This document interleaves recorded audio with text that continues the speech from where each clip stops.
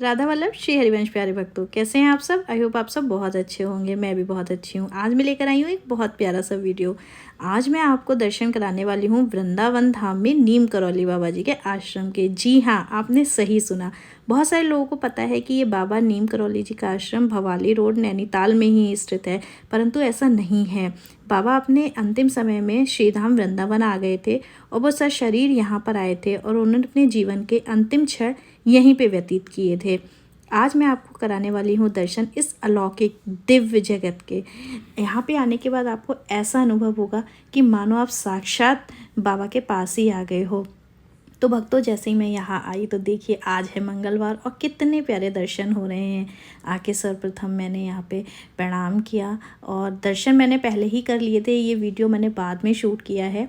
तो देखिए यहाँ मैं आपको हनुमान जी बाबा के दर्शन करा रही हूँ और ये बहुत ही दिव्य चमत्कारिक विग्रह हैं बाबा जी के और इनके साथ बहुत ही अनेक चमत्कार हैं। अगर आपको वो सब जानने हैं तो आप मुझे कमेंट कीजिएगा, मैं उस पर सेपरेट वीडियो बनाऊँगी। और सच में भक्तों, आप जान के हैरान रह जाएंगे यहाँ हनुमान जी बाबा के कितने चमत्कार हैं।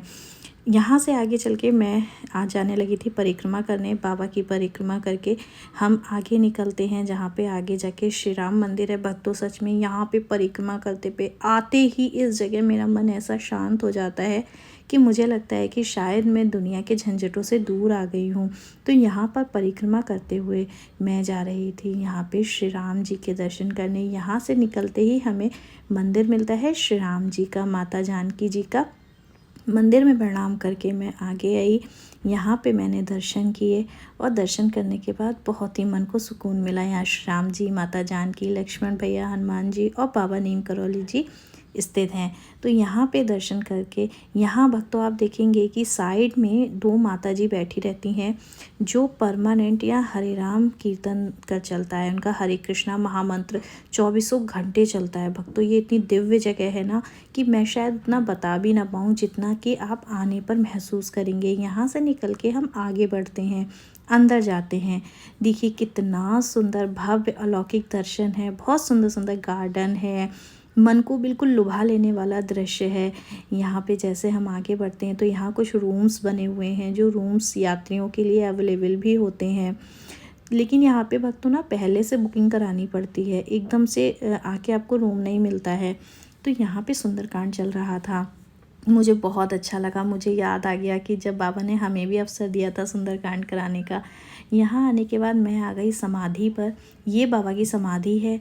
जब बाबा ने शरीर त्यागा था तो इसी जगह उनकी समाधि बना दी गई थी। यहाँ पे आने के बाद इतना मन को सुकून मिलता है, ऐसा लगता है बाबा से अपने मन की सारी बातें कह दूँ। तो यहाँ कुछ भक्त बैठे हुए थे जो कि बाबा से बातें कर रहे थे। यहाँ बाबा की विग्रह विराजमान है और यहाँ एक मैया बैठ के अखंड नाम कीर्तन करती हैं। देखिए आप सभी भी दर्शन कीजिए बाबा की समाधि जी के दर्शन। ये बाबा की समाधि है। यहाँ पे बाबा ने जब अपना अंतिम शरीर त्यागा था तो यहीं पे बाबा की समाधि बना दी गई है। इसको कहते हैं समाधि मंदिर। यहाँ से चल के फिर से मैं परिक्रमा करती हुई पीछे गई।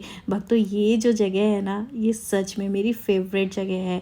जब भी मेरा मन परेशान होता है, उदास होता है, तो मैं यहीं आकर बैठ जाती हूँ और मेरे मन को बहुत सुकून मिलता है। अगर आप कभी भी वृंदावन आए ना तो इस जगह ज़रूर आइएगा, मेरे कहने पे आइएगा। बाकी सारी चीज़ें आप खुद ही अनुभव कर लेंगे।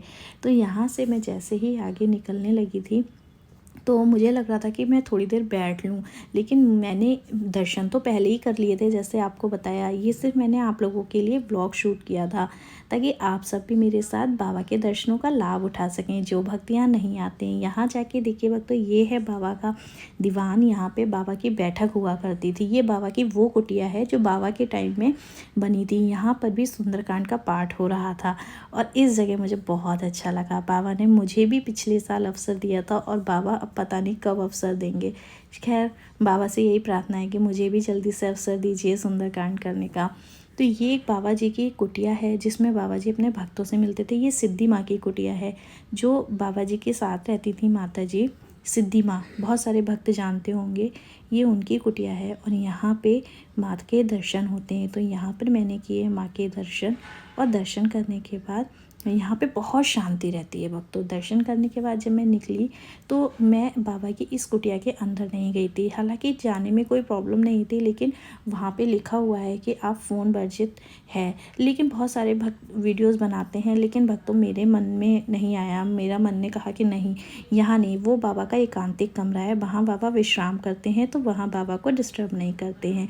उसके बाद मैं आ गई थी यहाँ। और देखिए भक्तों, बहुत ही प्यारे दर्शन हुए, बहुत भव्य दर्शन हुए। अगर आपको ये दर्शन पसंद आए हों तो मुझे कमेंट सेक्शन में ज़रूर बताइएगा। ऐसे ही नए नए दर्शन मैं आपको कराती रहूँगी वृंदावन के।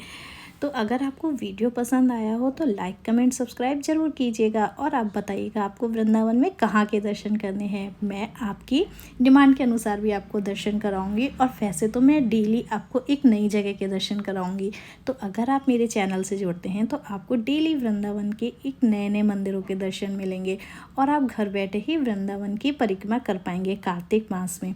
इसीलिए अगर वीडियो पसंद आया तो लाइक कमेंट सब्सक्राइब जरूर कीजिएगा। मिलती हूँ नए वीडियो में।